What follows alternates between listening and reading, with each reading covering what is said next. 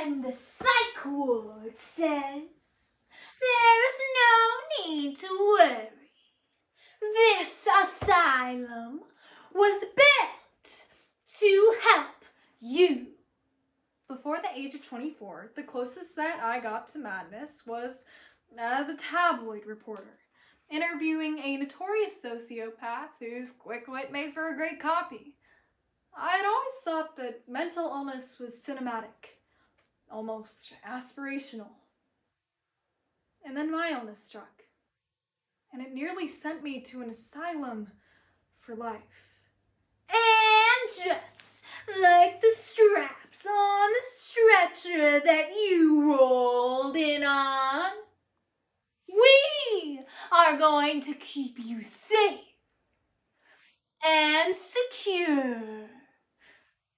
It's not safe for me here. The history of hysteria, that mythical female disorder that over the centuries was blamed on sensitive nerves or the wandering womb, leaving countless women having to fight for a diagnosis due to the skepticism that it's all in their heads when they ask me what I'm afraid of. I lie. I can never expose you because I am the puppet for the monster. And these hands have become his.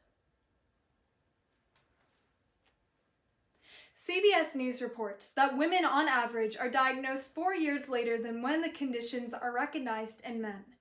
According to the book Doing Harm, women at some point during their search for diagnosis are told that their symptoms are due to anxiety, depression, or that catch-all be-all, stress. Through the poetry in The Psych Ward Says by Anita D. and The Monster by Olivia Likens, the prose Brain on Fire by Susanna Cahalan, and articles from the Huffington Post, Washington Post, and CBC News. It's not all in our heads. A program. Because the healthcare system should not be yet another place where women aren't taken seriously. I was sitting at my desk working on a story when I noticed this numbness in my right hand.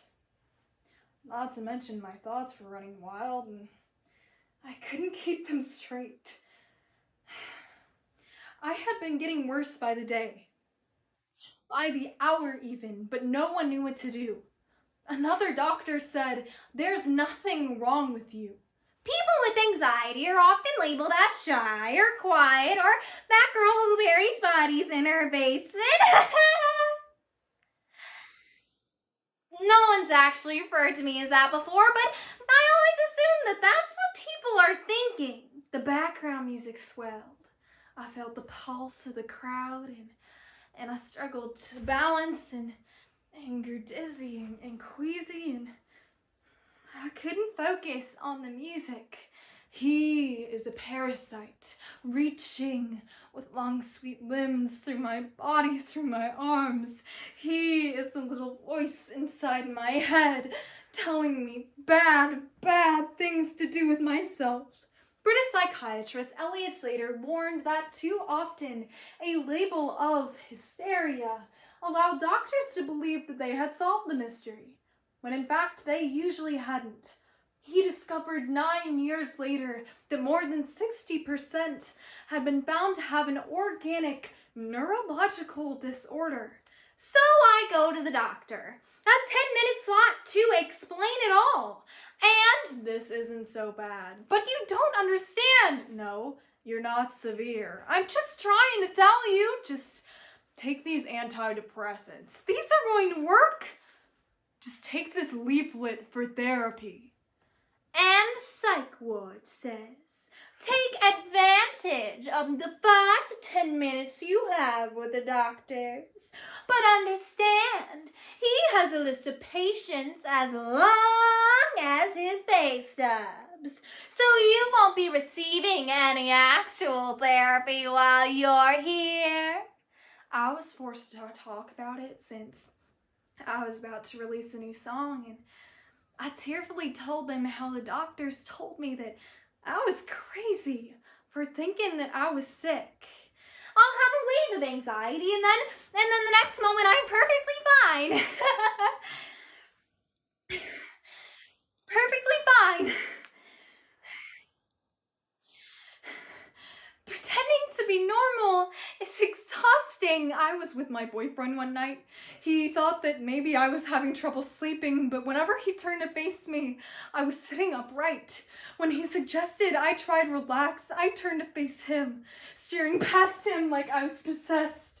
Suddenly my arm whipped out like a mummy and my eyes rolled back like a monster's. Voices won't stop taunting me. I would never tell a young girl that she is unlovable or crazy or worthless. Within months, I began to experience recurrent visions of my body toppling over the edge of my apartment building over and over like a film reel on a loop. I had accepted death. I could feel my body shutting down, and the psych ward says, sit back, enjoy the plastic furniture and coloring books. We have old radios with no antenna, but the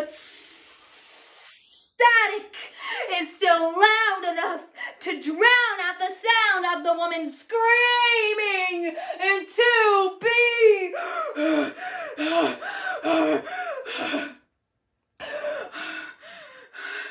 I woke up in a hospital bed.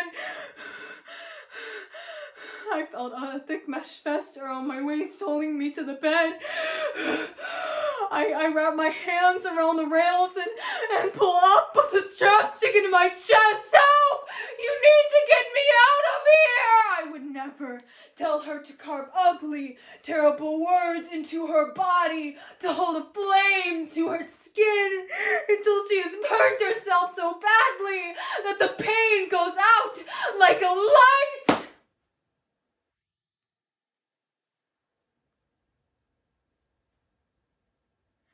And her nerves are dead. Just like she should be. And the psych ward says, we figure if we keep you long enough, you'll eventually start to fit in. Or maybe if we keep you locked up, you'll eventually start to act out.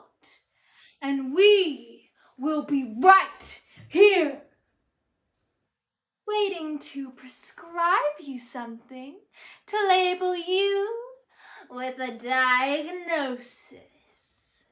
Women with lingering undiagnosed symptoms are often dismissed by the medical establishment. Many are unable to go to work, go to school, and have a high rate of suicide.